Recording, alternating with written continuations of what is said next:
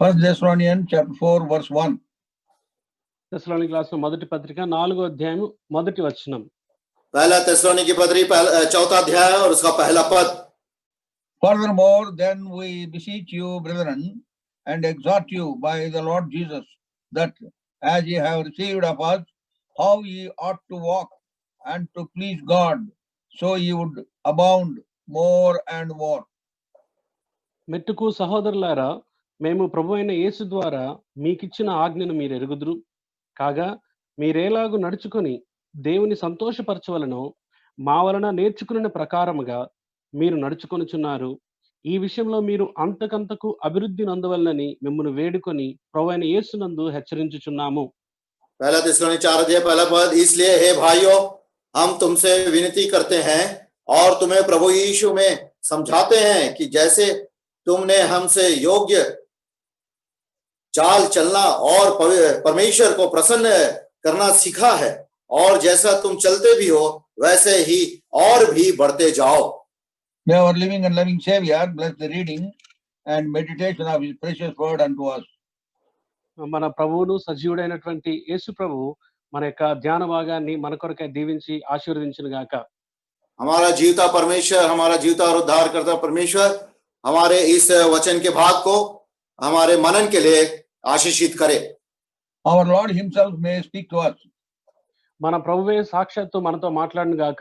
और स्वयं हमारा प्रभु हमसे बातें करे. For the growth and the development of the individual believer and also the corporate church, two things are essential. Two things are must in our midst. చూడండి, మన మధ్యలో వ్యక్తిగతంగాను సంఘంగాను ఆత్మీయ జీవితంలో పురోభివృద్ధి సాధించాలి, ఆత్మీయంగా ఎదగాలి, ముందుకు సాగాలి అంటే ఒక రెండు సంగతులు చాలా ప్రాముఖ్యం, అత్యవసరం. और हमारे बीच में अगर परमेश्वर के योग्य चाल चलना है तो दो विषय बहुत ही प्रमुख है. वो हमारा व्यक्तिगत जीवन और सर्वव्यापी कलीसिया. Those two things are, first one is the spiritual nourishment of the church. మొట్టమొదటిది సంఘములో ఆత్మీయ క్షేమాభివృద్ధి. और सबसे पहला कलीसिया की आत्मिक spiritual nourishment of the church, feeding of the flock. అది సంఘానికి పోషణ కావాలి, సంఘము పోషించబడాలి, సంఘ పోషణ. और सबसे पहला कलीसिया की पालन पोषण होना है. And secondly, spiritual behavior of the church. ఆ తర్వాత సంఘం యొక్క ఆత్మ సంబంధమైన ప్రవర్తన. और दूसरा कलीसिया की आत्मिक व्यवहार. That means to say we need the word of God and also a positive, constructive, pragmatic response to the word of God that is ministered unto us. దాని అర్థం ఏంటంటే, మొదటిగా మనకి పోషణ అంటే దేవుని యొక్క వాక్యం కావాలి. రెండవది ఆ వాక్యము తీసుకున్న తర్వాత దానికి ప్రతిస్పందించి బాధ్యత తీసుకొని అది మన జీవితంలో భాగంగా చేసుకొని దాన్ని అనుసరించి ప్రవర్తించుట. और इसके लिए हमको परमेश्वर का वचन चाहिए. जब परमेश्वर का वचन हमें उपदेश मिलता है उसको हम ग्रहण करना है और उसको हमारे जीवन में आचरण में लाना है. When lot of souls were being saved in Antioch, the church at Jerusalem prayed and sent Barnabas, and then Barnabas called Saul, and both of them together they served the Lord in Antioch. చూడండి, అంతియోకు అనే ప్రాంతంలో ఆత్మల సంపాదన పెరుగుతున్న కొద్దీ అనేక మంది విశ్వాసులు మరి జత చేయబడుతున్న పరిస్థితుల్లో అపోస్తలులు ప్రార్థన చేసి బర్నబాను అక్కడికి పంపించారు. ఆ తర్వాత బర్నబా అక్కడికి సౌలుని తీసుకొని వచ్చి వారు అక్కడ ఇద్దరు కలిసి పరిచర్య చేశారు. और हम देखते हैं अंत्योक में जब आत्माएं जुड़ने लगे तो यरूशलेम की कलीसिया ने अब प्रेरितों के साथ प्रार्थना करके बरनबास को चुनकर वहां भेजे, और बरनबास भी अपने साथ साउल को ले जाकर वहां अंत्योक की कलीसिया में सेवकाई की. Acts of the Apostles chapter 11 verse 26. అపోస్తలుల కార్యములు 11వ అధ్యాయం 26వ వచనం. प्रेरितों का काम 11 अध्याय और उसका 26 पद. And when he had found him, he brought him unto Antioch, and it came to pass that a whole year they assembled themselves within the church and taught much people, and the disciples were called Christians first in Antioch. 25, 26 అంతటా అతడు సౌలును వెదుకుటకు తార్సునకు వెళ్లి అతనిని కనుగొని అంతియోకు తోడుకొని వచ్చెను. వారు కలిసి ఒక సంవత్సరమంతయు సంఘములో ఉండి బహుజనులకు వాక్యమును బోధించిరి. మొట్టమొదట అంతియోకయలో శిష్యులు క్రైస్తవులు అనబడిరి. 26 पर जब वह उससे मिला तो उसे अंतियाक में लाया और ऐसा हुआ कि वे 1 वर्ष तक कलीसिया के साथ मिलते और बहुत लोगों को उपदेश देते रहे और चेले सबसे पहले अंतियाक में मसीही कहलाए. If we read through first Acts of the Apostles chapter 11, 19 to 26, we find a definite pattern of the ministry which was followed by Brother Baksing as he started the ministry in South. చూడండి మరి అపోస్తుల కార్యములు 11వ అధ్యాయం 19 నుంచి 26 వచనాలు కనుక మనం జాగ్రత్తగా చదివితే మరి సహోదరుడు బక్సింగ్ గారు ఏ రీతిగా తన పరిచర్య ఆరంభించారో లేకపోతే అది దాన్ని కొనసాగించారో అన్న సంగతి అక్కడ మనకు అర్థమవుతుంది. प्रेरितों का काम 11 अध्याय 19 से 26 पद तक जब हम पढ़ते हैं तो उसमें कलीसिया के व्यवहार करना, आत्मिक व्यवहार किस प्रकार लिखा है, उसी प्रकार हमारे भाई बक्सिंग भी जब वे अपनी सेवकाएं आरंभ किए हैं इसी रीति से वे आरंभ किए हैं. That is how people, servants of God, going hither and thither to encourage God's people and teach them the ways of the Lord so that they may be established and learn to cleave unto the Lord. చూడండి దేవుని యొక్క సేవకులు మరి ఇతర ప్రాంతాలకు అక్కడికి ఇక్కడికి వాళ్ళు పర్యటిస్తూ దేవుని యొక్క వాక్యాన్ని వాళ్ళకి బోధిస్తూ హెచ్చరిస్తూ ప్రభువుని స్థిరమైన హృదయంతో హత్తుకోవాలని వారి దగ్గర కొంతకాలం ఉండి వారిని హెచ్చరించి బోధించేవారు. और इसी रीति से आरंभ के दिनों में भी बक्से अंकल के सेवकाई में जब सेवक लोग इधर उधर जाकर परमेश्वर के वचन का उपदेश देते, सुसमाचार सुनाते ताकि वहां के स्थानीय विश्वासी बहुत ही स्थिर और मजबूत और सामर्थ से भर जाए.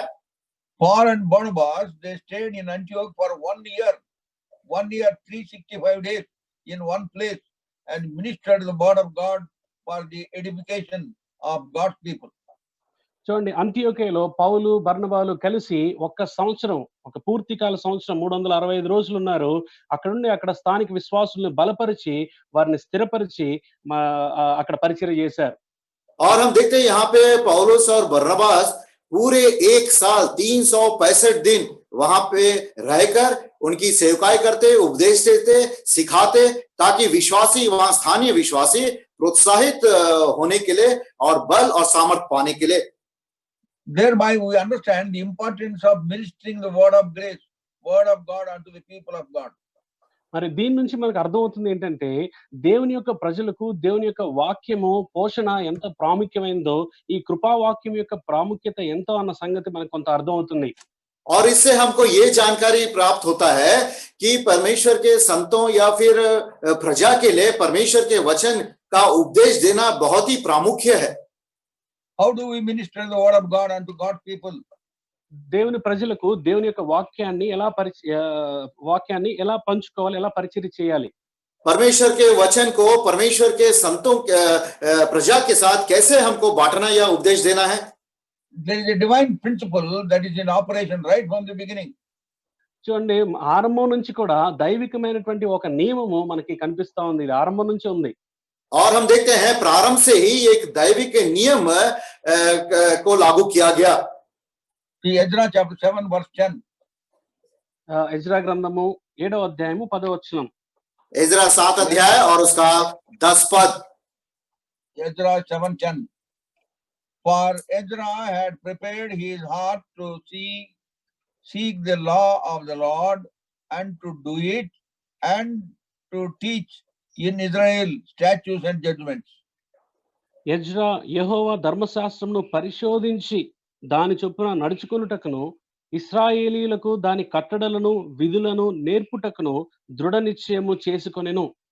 क्योंकि एजरा ने यहोवा की व्यवस्था का अर्थ जान लेने और उसके अनुसार चलने और इस्राएल में विधि और नियम सिखाने के लिए अपना मन लगाया था. There is a definite divine order. This order cannot be changed. చూడండి ఇక్కడ దైవికమైనటువంటి ఒక క్రమం ఉంది, ఒక పద్ధతి ఉంది. దాన్ని మనం ఎవరు మార్చలేం. और यहाँ पे हम देखते हैं एक दैविक स्वर्गीय क्रम है जिसको हम नहीं बदल सकते. Ezra prepared his heart to seek the law of the Lord.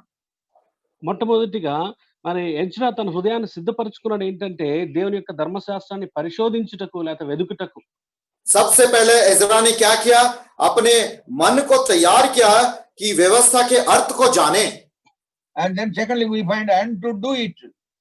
ఆ తర్వాత రెండోది దాని చొప్పున నడుచుకొనుటకు. और दूसरा उसके अनुसार चलने के लिए. And then we find and to teach in Israel. ఆ తర్వాత ఇశ్రాయేలులో ఆ విధులను నేర్పుటకు. और उसके बाद इस्राएली प्रजा को वो विधि और नियम को सिखाने. That means what? We meditate the word of God for our own learning, for our own following. What I have read, what I have meditated, I follow it. That means I observe, I do it. It is only then I teach the people of God. చూడండి దాని అర్థం ఏంటంటే ఈ నియమం ఒక అర్థం ఏంటంటే మొదటిగా నేను లేఖనాలు తెరిచి దాన్ని పరిశోధిస్తాను, నా కొరకై అది నేను నేర్చుకుంటాను. ఆ రీతిగా నేర్చుకున్న దాన్ని చొప్పున నేను నడవటానికి, నా జీవితంలో వాటిని అన్వయించుకొని ఆ మార్గాల్లో నడవటానికి నేను నేర్చుకొని అన్వయించుకున్న తర్వాత అప్పుడు ఇతరులకి బోధిస్తాను. इसका यह मतलब है कि सबसे पहले मैं परमेश्वर के वचन को पढ़ता हूं, मनन करता हूं, ध्यान करता हूं और समझता हूं, और उसको समझने के बाद अपने व्यक्तिगत जीवन में कार्य रूप में मैं उसको लगाता हूं और अनुभव करता हूं, और उसके अंत में मैं दूसरों को इस परमेश्वर के वचन को सिखाता हूं. In that situation, the message will come out of the heart. చూడండి అలాంటి పరిస్థితిలో ఉన్న వ్యక్తికి ఎలా ఉంటుందంటే ప్రసంగం అనేది తన హృదయంలో నుంచి వస్తుంది. जब ऐसा दैविक व्यक्ति रहता है तो उसके हृदय के भीतर से परमेश्वर के वचन का संदेश निकलता है. Without practicing the word of God in our own lives, if we preach, we are academic preachers. That means we preach out of the mind, not from the heart. చూడండి కేవలము వాక్యము చదివి దాన్ని ఇతరులకి చెప్పాలన్నటువంటి భావనలో మాత్రమే చెప్తే అది ఎలా ఉంటుందంటే అది మన మనసులోంచి మాట్లాడుతున్నట్టు ఉంటుంది, మన హృదయంలో నుంచి మన జీవితంలోంచి మాట్లాడినట్టు ఉండదు. అది కేవలం ఒక విద్యాపరమైన బోధలాగా మాత్రమే ఉంటుంది. और अगर हम इस वचन को हमारे जीवन में कार्य रूप में अनुभव नहीं करते हैं और उसके बाद हम प्रचार करते हैं या उपदेश देते हैं तो वे केवल हमारे मन से होते हैं, ना कि हमारे हृदय से. In the colleges, in the schools, we have lecturers, teachers. They study books, they understand, and then they teach very effectively in the schools and colleges. They are called academic teachers. Academic. చూడండి మనకు కూడా తెలుసు స్కూళ్ళల్లో colleges లో teachers lecturers ఉంటారు. వాళ్ళ text books బాగా చదువుతారు, అర్థం చేసుకుంటారు ఆ లెసన్స్ ని. మరి పిల్లలకి చాలా ఎఫెక్టివ్ గా మరి బాగా అర్థమయ్యేటట్టు బోధిస్తారు. వాళ్ళని అకాడమిక్ టీచర్స్ అంటారు, అంటే పాఠాలు నేర్పే వాళ్ళుగా పిలువబడతారు. और हम देखते हैं स्कूल कॉलेजेस में भी टीचर्स प्रोफेसर्स रहते, लेक्चरर्स रहते, वे अपने पाठ को पढ़ते हैं, समझते हैं और बहुत ही प्रभावशाली रूप से वो शिष्यों को या फिर उनके स्टूडेंट्स को वे समझाते हैं और उन्हें कहते हैं विद्या देने वाले शिक्षक. There are many in the assemblies of God today all over the world. Without practicing themselves, they try to teach and preach, and thus they reduce themselves as academic preachers. చూడండి ఈ రోజుల్లో ప్రపంచం మొత్తట ఉన్నటువంటి అనేక అసెంబ్లీస్ లో సంఘాల్లో ఇలాంటి academic preachers చాలా మంది ఉన్నారు. వారి జీవితాల్లో వాక్యాన్ని అన్వయించుకోరు, దాని చొప్పున నడవకుండా కేవలం పాఠాలు చెప్పినట్టు ఇతరులకు బోధిస్తారు. తద్వారా తమని తాము ఇలాంటి స్కూల్ టీచర్స్ లాగా ఆ స్థాయికి తగ్గిపోయారు. और विश्व में और हमारे बीच में बहुत सारे ऐसे उपदेशक हैं जो बिना इस वचन को मनन करते हुए, अभ्यास करते हुए वे उपदेश देते हैं. वे केवल ऐसे विद्या देने वाले शिक्षक जैसा रह जाते हैं. So spiritual nourishment of the church is essential, and also spiritual obedience or the spiritual behavior of the church is also essential. చూడండి రెండు సంగతులు మనం ఇందాక అనుకున్నట్లుగా సంఘానికి పోషణ ప్రాముఖ్యం, అదే సమయంలో సంఘం యొక్క ప్రవర్తన, సంఘం యొక్క పద్ధతి కూడా చాలా ప్రాముఖ్యం. और जैसे हम पहले भी बताया गया है कि सबसे पहले कलीसिया की पालन पोषण बहुत जरूरी है और उसके बाद दूसरा कलीसिया के आज्ञाकारिता और उसके अनुसार चलने भी बहुत ही प्रामुख्य है. Philippians chapter 4 verse 9. ఫిలిప్పీయులకు రాసిన పత్రిక 4వ అధ్యాయము 9వ వచనం. फिलिपियों की पत्री 4 अध्याय और उसका 9 पद. Those things which ye have both learned and received and heard and seen in me. Do, and the God of peace shall be with you.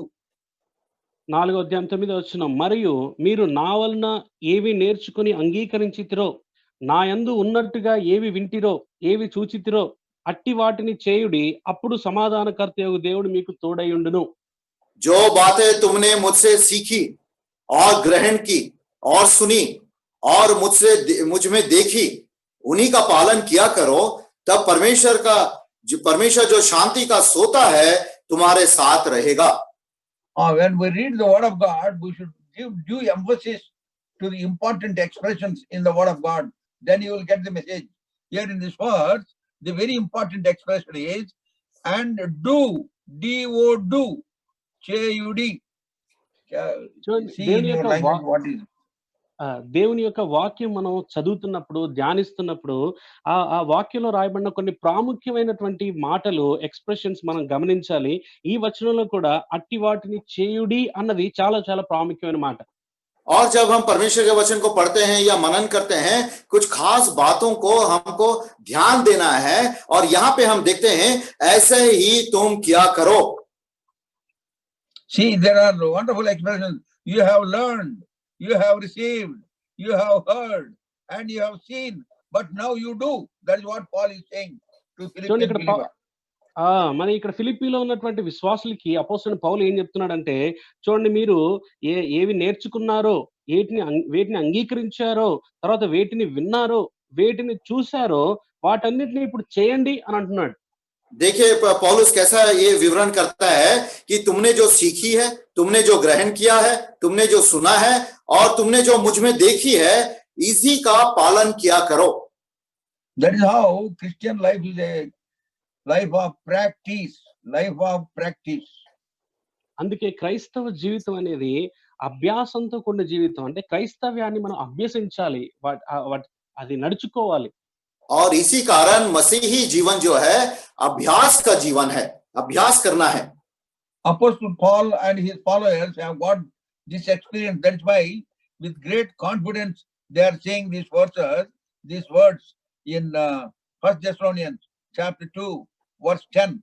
We are witnesses, and God also, how holily, justly and unblameably we behaved ourselves among you and believe.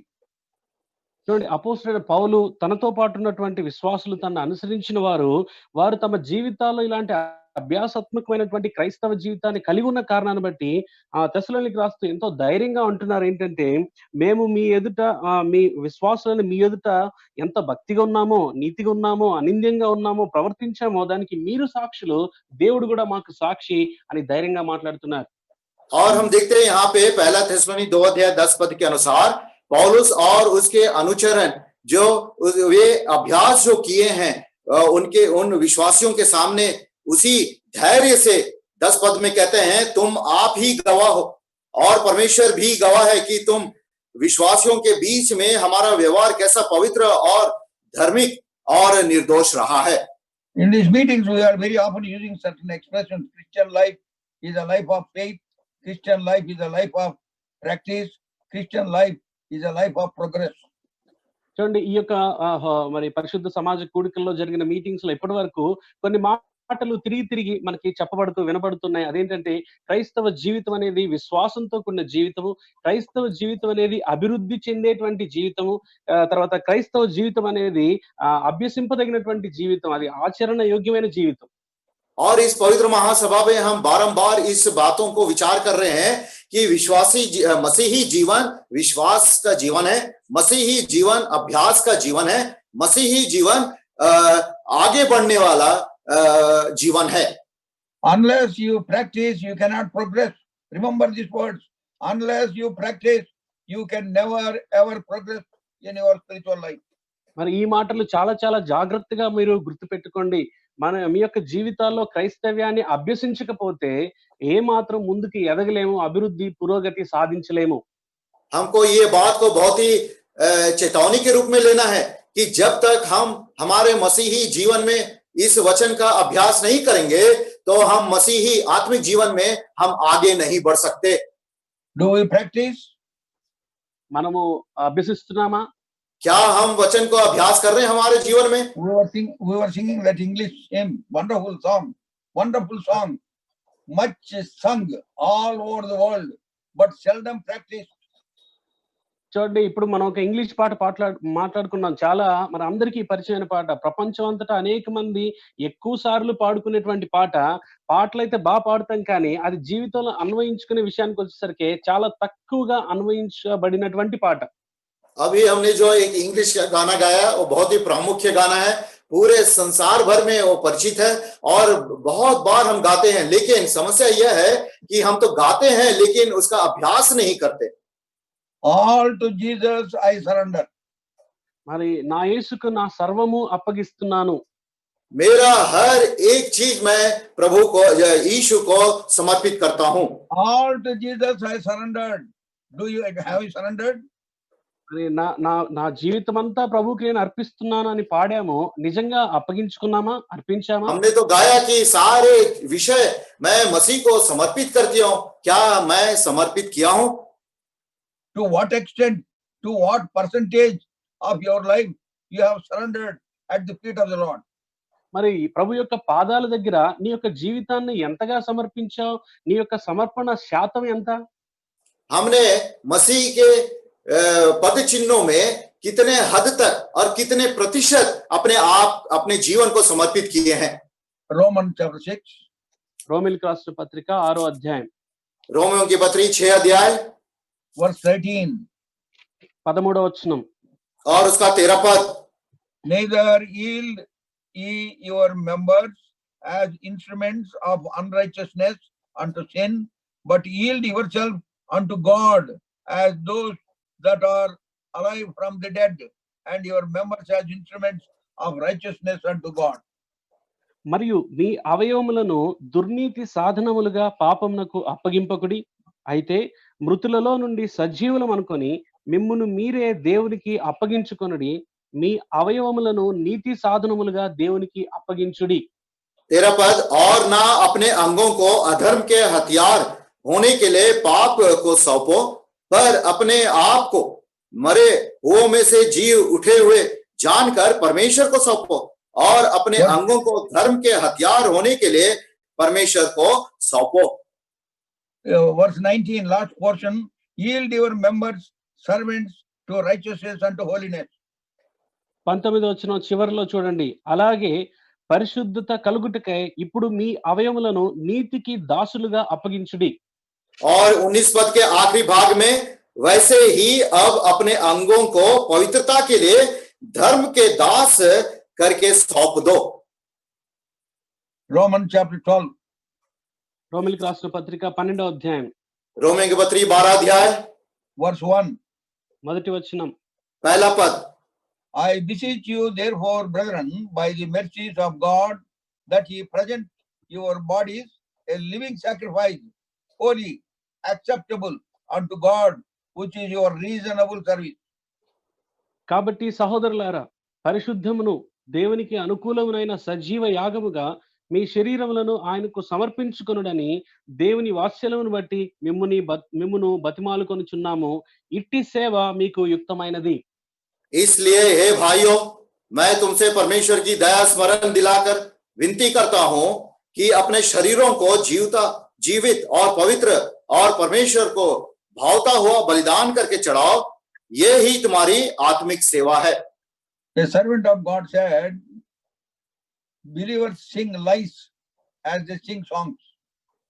అని ఒక దైవ సేవకుడు ఈ రీతిగా చెప్పాడు. విశ్వాసులు చాలా అబద్ధాలు చెప్తారు. వాళ్ళు అబద్ధాలు పాడతారు. పాడేటప్పుడు అబద్ధాలు పాడతారు అని చెప్పాడు. और एक परमेश्वर का दास ने इस रीति से कहा, वे मसीही लोग जब गाना गाते हैं वे झूठ का गाना गाते हैं. Without surrendering, if you say all to Jesus I surrender, it is a lie. చూడండి, మనం అప్పగించుకోకుండా నా యేసుకు సమస్తం అప్పగించానని పాడుతుంటే అది అబద్ధం పాడినట్టే. अगर हम अपने जीवन को परमेश्वर के लिए पूरी रीति से समर्पित नहीं करके हम गाते हैं कि मैं सब कुछ यीशु को समर्पित करता हूं, वो झूठ है. We should be very meticulous, minutely. We should live very minutely, because the Spirit of God very, very sensitive. God understands our hearts, our inward parts. చూడండి మన యొక్క దేవుడు చాలా సున్నితంగా, పరిశుద్ధాత్ముడు చాలా సున్నితమైన వాడు కనుక మన యొక్క ప్రతి విషయంలో చాలా సున్నితంగా, జాగ్రత్తగా మనం పాడేటప్పుడు గాని, మాట్లాడేటప్పుడు గాని వ్యవహరించాలి. और हमें बहुत सावधान होना है, चाहे वो बड़ी बात हो चाहे वो छोटी सी बात हो, क्योंकि हमारा पवित्र आत्मा क्या बहुत ही माइन्यूटली वो हमें जांचता है और वो सेंसिटिव है. Every song that we sing in the songs of Zion or in our song book, they are all full-fledged messages for us. But many times we don't follow those messages, we don't practice those words, but yet we sing very casually. Some sort of noise comes out of our mouth without realization what we are singing. చూడండి మనం పాటలు పాడేటప్పుడు అది సియోను గీతాల్లో అయితే ఏంటి, లేకపోతే ఇంకా వేరే పుస్తకాల్లో పాటలు పాడేటప్పుడు ఆ పాటలన్నీ కూడా ఒక సందేశంతో కూడుకున్నాయి. ప్రతి పాటలో ఒక సందేశం ఉంది. ఆ సందేశంలో అయితే ఆ వర్తమానం అదేంటో మనం అవగాహన లేకుండా మనం నోటికి అలవాటైంది కాబట్టి అలవాటుతో పాడేస్తా ఉంటాం, పెదవులతో పాడేస్తా ఉంటాం. और हम ऐसा होता है कि ये जो सियोन के गाने हैं वे हर एक गाने एक एक संदेश है, लेकिन दुर्भाग्य बात यह है कि वो संदेश को हम बिना जाने बिना अनुभव करे हम उसको ऐसे ही साधारण रूप से मन के रूप से गा देते हैं. दुर्भाग्य है, आप अच्छा बोला है. दुर्भाग्य की बात यह है, we don't mean what we are singing. మరి దురదృష్టవశాత్తు దాని అర్థం ఏంటంటే మనం ఏం పాడుతున్నామో దాన్ని అర్ధసహితంగా పాడట్లేదు. మాటలు మాట్లాడుతున్నాం కానీ దాన్ని భావన తెలియకుండా మాట్లాడుతున్నాం. हाँ, मेरे और हमारे जीवन में ये दुर्भाग्य है कि वो गाना को बिना समझे ही हम ऐसी ही गा देते हैं. This convocation we may learn how to sing in a real way, with a real understanding. మరి ఈ యొక్క సమాజ కూడికల్లో మనం పాటలు ఎలా పాడాలో, ఎలా అర్ధసహితంగా పాడాలో అన్నది మనం నేర్చుకుందాం. और इस पवित्र महासभा में हम सीखेंगे कि कैसे ये सारे गाने को समझ के साथ और ज्ञान के साथ हम गा सके. So we have read one verse in 1 Thessalonians chapter 4 verse 1. చూడండి మనం ఒక వచనం చదువుకున్నాం. తెస్సలోనికీయులకు రాసిన పత్రిక 4వ అధ్యాయము మొదటి వచనం. हमने एक वचन को पढ़ा है, पहला थिस्सलुनी 4 अध्याय और उसका पहला पद को. Furthermore, then we beseech you, brethren, and exhort you by the Lord Jesus, that as ye have received of us how ye ought to walk and to please God, so ye would abound more and more. 1-2 వచనాలు. మెట్టుకు సహోదరులారా, మేము ప్రభువైన యేసు ద్వారా మీకిచ్చిన ఆజ్ఞను మీరు ఎరుగుదురు కాగా, మీరు ఎలాగు నడుచుకొని దేవుని సంతోషపరచవలెనో మా వలన నేర్చుకున్న ప్రకారముగా మీరు నడుచుకొనుచున్నారు. ఈ విషయంలో మీరు అంతకంతకు అభివృద్ధి నొందవలనని మిమ్మును వేడుకొని ప్రభువైన యేసునందు హెచ్చరించుచున్నాము. पहला थिस्सलुनी 4 अध्याय पहला पद, इसलिए हे भाइयों हम तुमसे विनती करते हैं और तुम्हें प्रभु यीशु में समझाते हैं कि जैसे तुमने हमसे योग्य चाल चलना और परमेश्वर को प्रसन्न करना सीखा है और जैसा तुम चलते भी हो वैसे ही और भी बढ़ते जाओ. Note that last line, walk and to please God. We ought to walk and to please God, so ye would abound more and more. You would abound more and more. చూడండి ఈ మాటలు చూడండి. ఇక్కడ మీరు ఎలాగూ నడుచుకొని దేవుని సంతోషపరచవలనో అది నేర్చుకొని అంతకంతకు అభివృద్ధి నొందవలెను. परमेश्वर को प्रसन्न करना सीखा, हाँ, और जैसा तुम चलते भी हो वैसे ही और भी बढ़ते जाओ. We are considering that word walk. Walk means progress. Walk means abounding more and more, increasing more and more, advancing more and more, forward, going more and more. చూడండి మనం నడుచుట అన్న మాటను తిరిగి దాని గురించి ధ్యానిస్తా ఉన్నాం. నడుచుట అంటే ముందుకు సాగుట, నడుచుట అంటే ఎదుగుట, నడుచుట అంటే అభివృద్ధి చెందుట, నడుచుట అంటే పురోగతి సాధించుట, నడుచుట అంటే ముందుకి కొనసాగుట. और ये चलने के बारे में हमने देखा है कि चलने के मतलब यह है कि हमको आगे बढ़ना है, हमको अभिवृद्धि होना है और हमको प्रोत्साहित पाना है और आगे बढ़ना है. Now we would like to see what are the areas where we have to abound more and more. ఇప్పుడు మనం చూడబోయే సంగతి ఏంటంటే మనం ఏ విషయాల్లో అంతకంతకు అభివృద్ధి చెందుతూ ఉండాలి. और हम अभी ये मनन करेंगे कि किस किस विषय में हमें और बहुत आगे बढ़ना है। Romans chapter 1 verse 17. రోమిలికి రాసిన పత్రిక 1వ అధ్యాయం 17వ వచనం. रोमियों की पत्री एक अध्याय और उसका 17 पद। For therein is righteousness of God revealed from faith to faith, as it is written, just shall live by faith. ఎందుకనగా నీతిమంతుడు విశ్వాస మూలంగా జీవించునని రాయబడిన ప్రకారము విశ్వాస మూలముగా అంతకంతకు విశ్వాసము కలుగునట్లు దేవుని నీతి దానియందు బయలుపరచబడుచున్నది. लिखा है क्योंकि उसमें परमेश्वर की धार्मिकता विश्वास से और विश्वास के लिए प्रकट होती है, जैसा लिखा है, विश्वास से धर्मी जन जीवित रहेगा। We abound more and more in faith. From faith to faith, we increase in our faith. చూడండి, మన యొక్క విశ్వాసంలో విశ్వాసం నుండి విశ్వాసానికి, విశ్వాసం నుండి అధిక విశ్వాసానికి అభివృద్ధి చెందుతూ ఉండాలి. और हम विश्वास से और अधिक विश्वास, विश्वास से और अधिक विश्वास में हमको बढ़ते रहना है। How did our Christian life begin?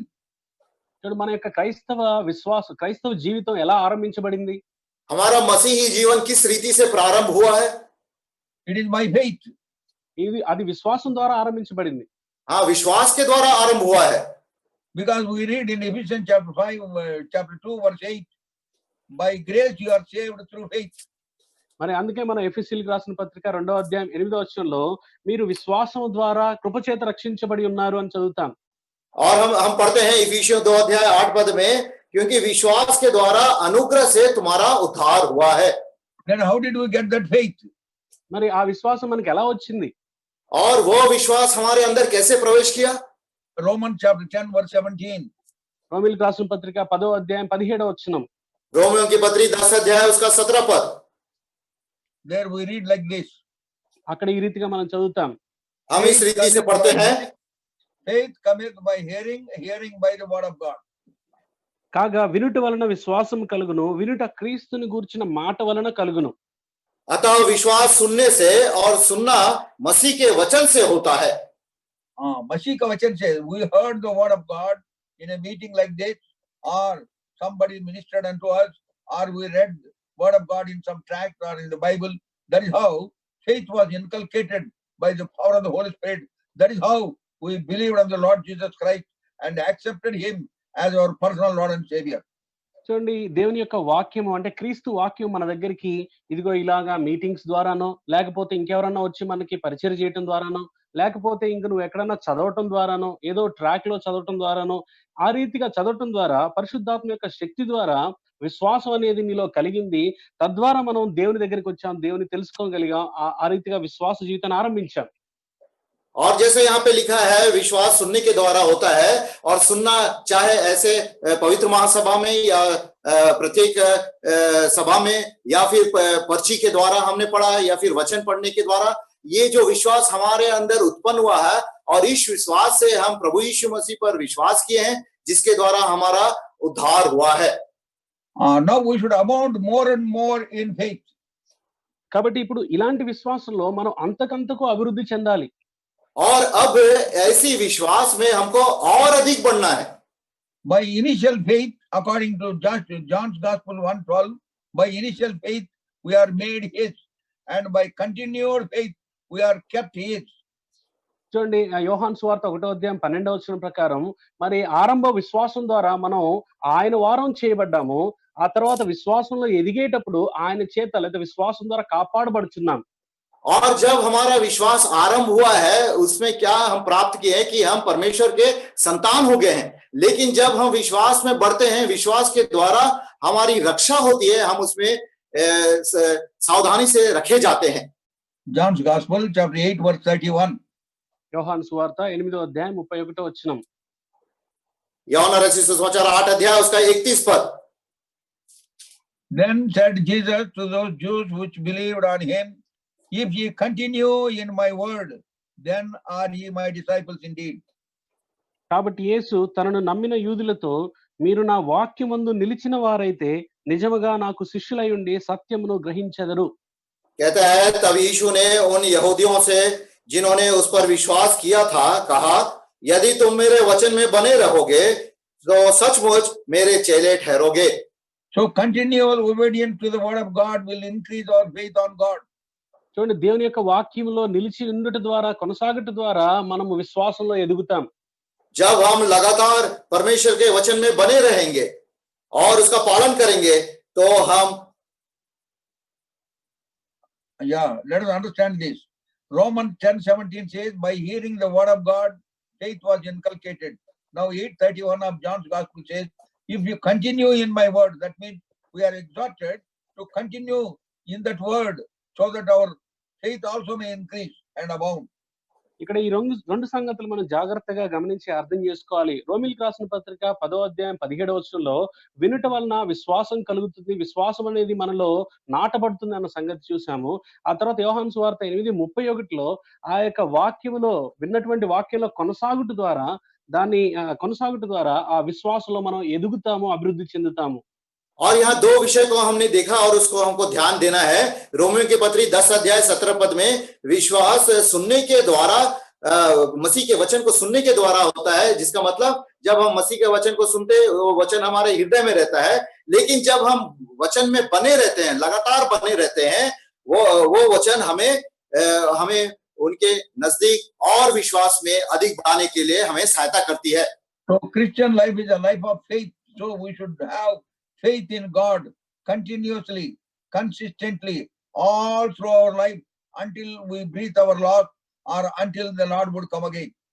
చూడండి, క్రైస్తవ జీవితం అనేది అది విశ్వాస సహితమైన జీవితం అని మనం నేర్చుకుంటున్నప్పుడు, మరి మన యొక్క జీవిత విధానంలో, మరి జీవిత యాత్రలో విశ్వాసంతో ముందుకు సాగాలి, విశ్వాసంలో ఎదగాలి. మన యొక్క ఆఖరి శ్వాస వరకు లేదా ప్రభు వచ్చే వరకు కూడా విశ్వాసంలో కొనసాగాలి, నిలకడగా కొనసాగాలి. जैसा हम जानते हैं कि मसीही जीवन एक विश्वास का जीवन है, इसीलिए जब तक हमारे आखिरी श्वास तक हम जीते हैं या फिर प्रभु यीशु मसीह ना आए तब तक हम विश्वास में आगे बढ़ना है, विश्वास में प्रोग्रेस करना है और विश्वास में और अधिक बढ़ना है. 1 Timothy chapter 5 verse 12. మొదటి తిమోతి 5:12. पहला तिमोथियुस की पत्री 5 अध्याय और उसका 12 पद. Having damnation because they have cast off their first faith. చూడండి, ఇక్కడ తమ మొదటి విశ్వాసమును వదిలికొనిరని తీర్పు పొందిన వారై పెండ్లారగోరుదురు అన్న మాట చూస్తాం ఇక్కడ. और हम देखते हैं यहाँ लिखा है और दोषी ठहराती है क्योंकि उन्होंने अपने पहले विश्वास को छोड़ दिया है. They have left their first faith. వారు తమ యొక్క మొదటి విశ్వాసంను వదిలిపెట్టేశారు. वे अपने पहले विश्वास को छोड़ दिए हैं. When we leave the first faith, according to Revelation chapter 3 verse 4, that first love also we leave.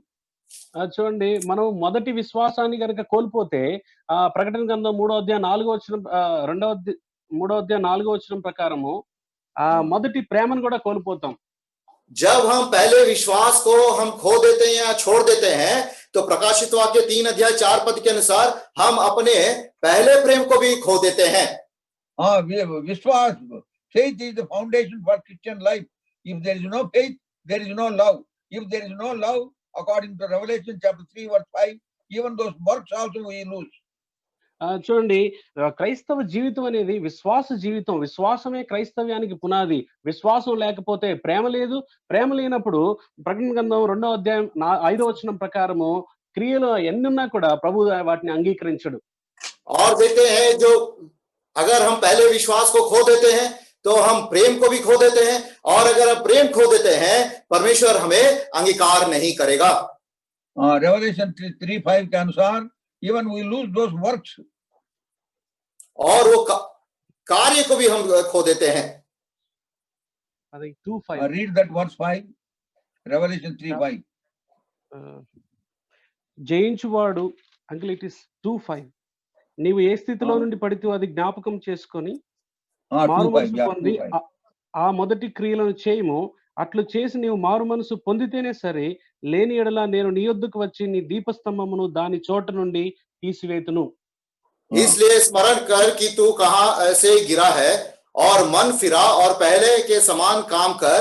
यदि तू मन ना फिराएगा तो मैं तेरे पास आकर तेरी दीवट को उस स्थान से हटा दूंगा. तो पहले काम, the first works we lose because we have left the first love. How did we leave the first love? Because we have lost the first faith. చూడండి, మొదటి క్రియలు కోల్పోయాం. మొదటి క్రియలు ఎందుకు కోల్పోయాం? మొదటి ప్రేమను కోల్పోయాం. మొదటి ప్రేమను ఎందుకు కోల్పోయాం? మొదటి విశ్వాసం నుంచి జారిపోయాం. మొదటి విశ్వాసాన్ని కోల్పోయాం. और इस वचन के अनुसार हमने पहले के समान के काम को खो दिए हैं। और ये काम को किस लिए खो दिए? क्योंकि हमारे पहले का प्रेम को हमने खो दिया। और पहला का प्रेम हमने किस रीति से खो दिया? क्योंकि हमने पहले विश्वास को हमने छोड़ दिया है। Now 2 Peter chapter 1. రెండవ పేతురు మొదటి అధ్యాయం दूसरा पत्रस पहला अध्याय verse 5 to 9 we are reading. Listen to this very carefully. 5 నుంచి 9 వచనాలు చదువుతున్నాం. జాగ్రత్తగా గమనించండి. 5 पद से 9 पद तक हम पढ़ते हैं, ध्यान पूर्वक सुनिएगा।